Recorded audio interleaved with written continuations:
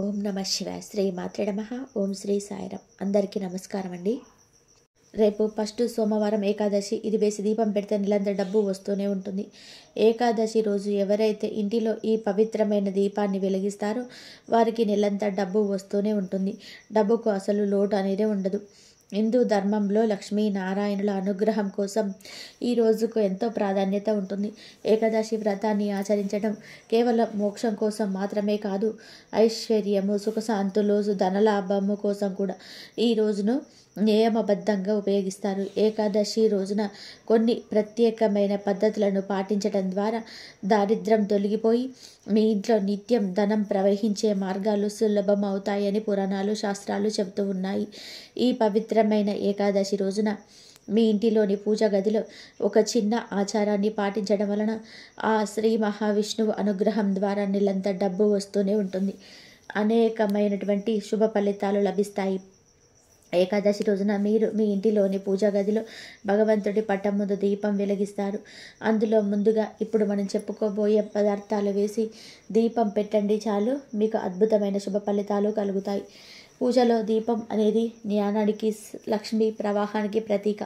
ఆ దీపాన్ని అత్యంత శక్తివంతమైన ఏకాదశి రోజున వెలిగించడం వలన మీ ఆర్థిక కష్టాలు తొలగిపోతాయి. మీరు మీ పూజా గదిలో శ్రీ మహావిష్ణువును ఆరాధించేటప్పుడు మీరు తీసుకునే చిన్నపాటి చర్య మీ జీవితంలో ఒక గొప్ప మార్పుకు శ్రీకారం చుట్టుకుంటున్నట్టుగా అవుతుంది. ఈ ఆచారం ద్వారా లభించే సానుకూల శక్తి మీ వ్యాపారంలో, ఉద్యోగంలో విజయాన్ని అందించి అఖండమైన ధనాన్ని, అదృష్టాన్ని మీ ఇంటికి తీసుకొస్తుంది. దీని ద్వారా మీకు అంత మంచి జరుగుతుంది. మరి ఇంతకీ ఏకాదశి రోజు ఏం వేసి దీపం పెట్టాలో ఇప్పుడు మనం ఈ వీడియోలో తెలుసుకుందాము. కాబట్టి ఫ్రెండ్స్, ఈ వీడియోని స్కిప్ చేయకుండా చివరి వరకు చూడండి. వీడియోలోకి వెళ్ళే ముందు కామెంట్ బాక్స్లో ఓం లక్ష్మీ నమో నమః అని ఒక కామెంట్ చేయడం మర్చిపోవద్దు. ఇక వీడియోలోకి వస్తే, హిందూ ధర్మంలో పవిత్రతకు, దైవభక్తికి ప్రతీకగా నిలిచేది తిథులలో ఏకాదశికి అత్యంత విశిష్టమైన స్థానం ఉంది. నెలకు 2 సార్లు వచ్చే ఈ పవిత్రమైన రోజున భక్తులు శ్రీ మహావిష్ణువును పూర్తి భక్తి శ్రద్ధలతో ఆరాధిస్తారు. ఏకాదశి వ్రతాన్ని ఆచరించే విధానం కేవలం ఉపవాసం ఉండడానికే పరిమితం కాదు. ఇది శారీరక, మానసిక, ఆధ్యాత్మిక శుద్ధికి సంబంధించిన సమగ్రమైన ప్రక్రియ. ఏకాదశి రోజున అనుసరించాల్సినటువంటి నియమాలు కొన్ని ఉన్నాయి, అది తెలుసుకుందాం.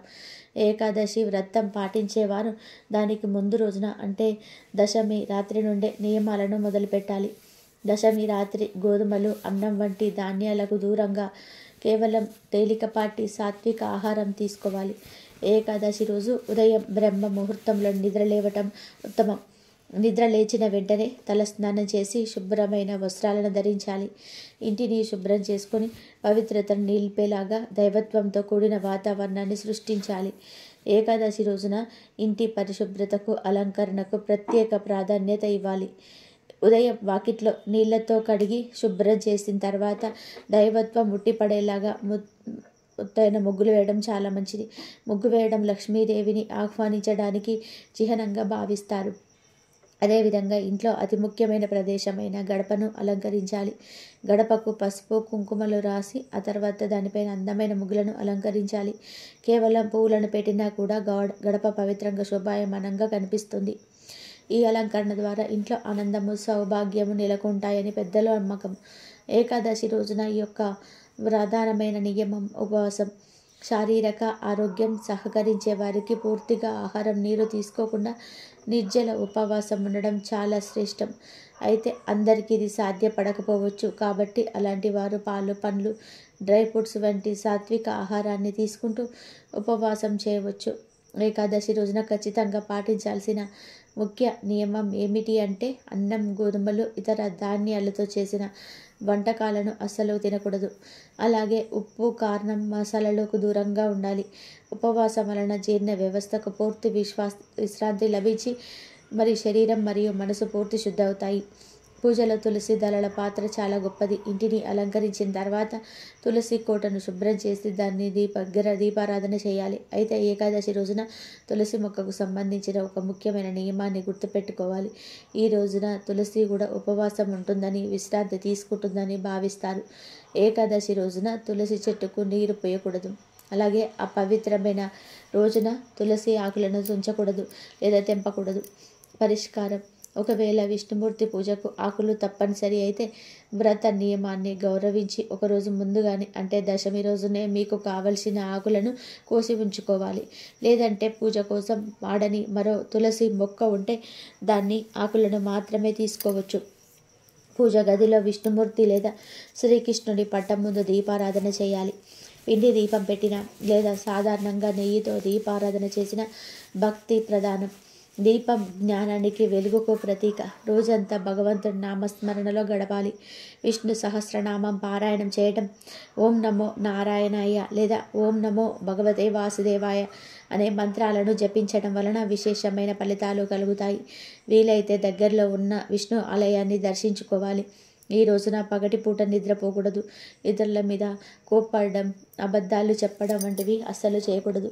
మనస్సును కేవలం దైవ చింతనలో ఉంచుకోవాలి. పూజానంతరం స్వామివారికి నైవేద్యం సమర్పించాలి. ఏకాదశి నియమాల ప్రకారం వడపప్పు, బెల్లం లేదా అరటిపండ్లు వంటి సాత్విక ఆహార పదార్థాలను నైవేద్యంగా సమర్పించడం ఉత్తమం. మీరు ఏ నైవేద్యం పెట్టినా సరే తప్పకుండా ఆ నైవేద్యంపై తులసి ఆకులను ఉంచండి. తులసి దళం లేని నైవేద్యాన్ని శ్రీ మహావిష్ణువు స్వీకరించడని చెప్తూ ఉంటారు. స్వామివారికి సమర్పించిన నైవేద్యాన్ని ఎప్పుడు కూడా వృధాగా పారేయకూడదు. నైవేద్యం సమర్పించిన తర్వాత కనీసం 5 నిమిషాల పాటు ఆ ప్రసాదాన్ని కదపకుండా ఉంచాలి.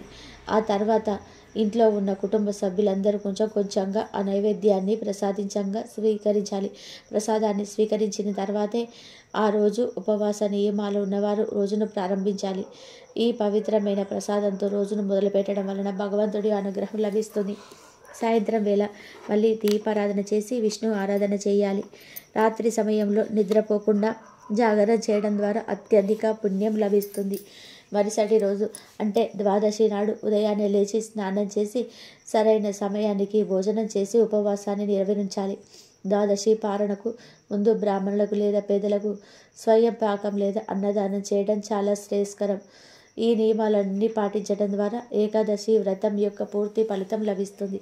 తెలిసి తెలియక చేసిన పాపాలు తొలగిపోతాయని, మోక్షం లభిస్తుందని పురాణాలు చెప్తున్నారు.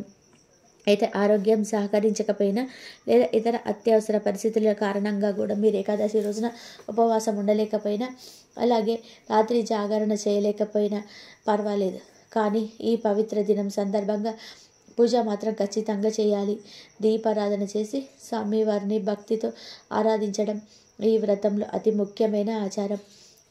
కాబట్టి మీరు ఇక అసలు విషయానికి వస్తే ఈ అత్యంత పవిత్రమైన ఏకాదశి రోజున మీరు దీపం పెట్టే ముందు కేవలం నూనె, ఒత్తి మాత్రమే కాకుండా ఇప్పుడు మనం చెప్పుకోబోయే ప్రత్యేకమైన వస్తువులను దీపం కుందిలో లేదా ప్రమిదలో వేయడం ద్వారా మీ ఇంటికి ధనాన్ని, అదృష్టాన్ని ఆకర్షించవచ్చు. అంతేకాదు మీపై, మీ కుటుంబంపై, ముఖ్యంగా మీ సంపాదనపై ఉన్న సమస్త నరదృష్టి, నెగిటివ్ శక్తి, చెడు ప్రభావం అంతా తొలగిపోతుంది. ఈ పరిహారం కోసం మీరు ఉపయోగించాల్సిన వస్తువులలో మొదటిది పవిత్రమైన ఉప్పు.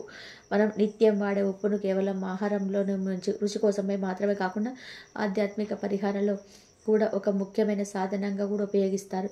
ధనానికి ప్రతీక అయిన శ్రీ మహాలక్ష్మి దేవికి ఉప్పు చాలా ప్రీతికరమైనది. ఈ ఉప్పును దీపం కుందిలో వేయడం వలన ముఖ్య ఉద్దేశం ఏంటంటే ఉప్పుకు ఇంట్లో పేరుకుపోయిన ప్రతికూల శక్తులను, చెడు వైబ్రేషన్ని, నిరాశను త్వరలోకి ఆకర్షించుకునే అద్భుతమైన శక్తి ఉంది. ఏకాదశి రోజున మీరు దీపం పెట్టే ప్రమిదలు కొద్దిగా ఉప్పును అడుగున పరచడం ద్వారా ఆ దీపం వెలుగుతున్నంతసేపు మీ ఇంటి చుట్టూ ఉన్న చెడు దృష్టిని, దరిద్రాన్ని ఆ ఉప్పు తనలోకి లాక్కుంటుంది. ఇది ఒక శక్తివంతమైన రక్షణ కవచంలా పనిచేస్తుంది. దీనివలన మీ ఆర్థిక ఎదుగుదలకు అడ్డుగా ఉన్న శక్తులు తొలగిపోతాయి మరియు శ్రీ మహావిష్ణు అనుగ్రహంతో మీ ఇంట్లో ధన ప్రవాహం ప్రారంభమవుతుంది. ఉప్పును ఉపయోగించి ఈ ఆచారం ఇంటి వాతావరణాన్ని శుద్ధి చేసి లక్ష్మీదేవిని స్థిరంగా ఉంచేందుకు, అష్టైశ్వర్యాలను నిలిచేందుకు మార్గం సులభం చేస్తుంది. ఈ ఉప్పును ప్రమిదలో వేసేటప్పుడు ఇది ఎవరి కంట పడకూడదని, అత్యంత రహస్యంగా చేయాలని శాస్త్రాలు సూచిస్తున్నాయి. ఇక దీపం ప్రమిదలు లేదా కుందుల్లో వేయాల్సిన రెండవ వస్తువు సుగంధభరితమైన లవంగాల పొడి. ఈ పరిహారం కోసం మీరు 5 లవంగాలను తీసుకొని వాటిని పూర్తిగా పొడి చేసి ఉప్పు పైన వేయాలి. ఆ లవంగాలు హిందూ ధర్మంలో పంచభూతాలను అనగా భూమి, నీరు, అగ్ని, వాయువు, ఆకాశం సూచిస్తాయి. ఈ పంచభూతాల శక్తిని ఏకీకృతం చేసి మన సంకల్పానికి మరింత బలం చేకూర్చడానికి ఈ పొడి ఉపయోగపడుతుంది. లవంగాలను హిందూ ఆచారాలలో శుభకార్యాలకు, సానుకూల శక్తులకు, ధనాన్ని ఆకర్షించడానికి ఉపయోగిస్తారు. లవంగాల నుండి వెలువడే సువాసన వాతావరణాన్ని, సుగంధాన్ని పవిత్రం చేయడంతో పాటు లక్ష్మీదేవిని ఆహ్వానించి ఒక పవిత్రమైన సువాసనగా భావిస్తారు. దీపం వేడికి లవంగాల పొడి నెమ్మదిగా కరిగి దాని సువాసన అంతా ఇల్లంతా వ్యాపిస్తుంది. ఇది కేవలం సువాసన మాత్రమే కాదు, ఇది అదృష్టాన్ని, సంపదను మరియు ఆకర్షణ శక్తిని పెంచే ఒక అద్భుతమైన సాధనంగా పనిచేస్తుంది. ఈ లవంగాల పొడిని దీపంలో వేయడం వల్ల మీ ఆర్థిక ప్రగతికి ఆటంకాలు తొలగి కొత్త అవకాశాలు కలిసి వచ్చి నిరంతర ధన లాభం కలుగుతుంది. లవంగాల సంఖ్య 5 ఉండడం శక్తిని స్థిరీకరించడంలో ముఖ్య పాత్ర పోషిస్తుంది. ఈ విధంగా ఉప్పు, లవంగాల పొడిని ప్రమిదలో వేసిన తర్వాత అందులో నువ్వుల నూనె లేదా ఆవు నెయ్యి పోసి ఒత్తులో వేసి దీపం వెలిగించాలి. దీపం వెలిగించిన తర్వాత కళ్ళు మూసుకొని మీ మనసులో ఉన్న కోరిక, మీ ఆర్థిక సంకల్పాన్ని భగవంతుడికి స్పష్టంగా వినవించుకోవాలి. ఈ దీపం ఏకాదశి రోజు ఉదయం బ్రహ్మ ముహూర్తంలో లేదా సాయంత్రం సూర్యాస్తమయ సమయం తర్వాత మీకు ఎప్పుడు వీలైతే అప్పుడు వెలిగించుకోవచ్చు. ఒకవేళ మీరు ఉదయం దీపం పెడితే సాయంత్రం మళ్ళీ దీపం పెట్టే ముందు ఆ ప్రమిదలను కొంచెం శుభ్రం చేసి మళ్ళీ దీపం పెట్టండి. లేదా మీరు సాయంత్రం ఈ దీపం పెడితే మరుసటి రోజు ఉదయం స్నానం చేసి ఆ ప్రమిదలను తప్పనిసరిగా శుభ్రం చేయాలి. ఈ పరిహారం యొక్క శక్తి మీకు సంపూర్ణంగా లభించాలి అంటే ఆ దీప పరిహారం పూర్తయిన తర్వాత మన పరిహారంలో ఉపయోగించిన ప్రతి వస్తువును శుభ్రం చేయడంలో కఠినమైన నియమాన్ని పాటించాలి. ఇక్కడ మీరు ఖచ్చితంగా గుర్తుపెట్టుకోవాల్సిన ముఖ్యమైన విషయం ఏంటంటే ఈ ప్రమిదలను ఆ దీపంలో ఉపయోగించిన ఉప్పు వంటి వస్తువులను సింకు దగ్గర లేదా వంటలో అసలు కడగకూడదు. ఎందుకంటే మీ ఇంట్లో ఉన్న చెడు దృష్టిని, ప్రతికూల శక్తిని తనలోకి పీల్చుకుంటుంది కాబట్టి దాన్ని ఇంటి లోపల కడిగితే ఆ శక్తి అనేది మళ్ళీ ఇంట్లోకి ప్రవేశించే ప్రమాదం ఉంది. అందుకే ప్రమిదలను, వాటిలోని పదార్థాలను జాగ్రత్తగా తీసి ఇంటి బయట మాత్రమే ఎవరు తొక్కని ప్రదేశంలో లేదా పారే నీటిలో వేసి శుభ్రంగా కడగాలి. ఈ నియమాలు అత్యంత గోప్యంగా, శుచిగా, భక్తి శ్రద్ధలతో పాటిస్తే మీకు ఖచ్చితంగా లక్ష్మీ కటాక్షం కలిగి ధనలాభంతో పాటు అదృష్టం సిద్ధిస్తుంది. మరి ప్రతి ఒక్కరూ రేపు ఏకాదశి రోజు ఇంట్లో ఇవి వేసి దీపం పెట్టండి, శుభ ఫలితాలను పొందండి. ఈ వీడియో కనుక మీకు నచ్చినట్లయితే ప్లీజ్ లైక్ చేయండి, షేర్ చేయండి, సబ్స్క్రైబ్ చేయండి. మరొక మంచి వీడియోతో మళ్ళీ కలుద్దాం. కాబట్టి ఈ విధంగా ఏకాదశి రోజు ఈ విధంగా పాటించండి, మీకు అంతా మంచి జరుగుతుంది. దీపంలో ఇది వేయండి, అంత లక్ష్మీ కటాక్షం కలుగుతుంది.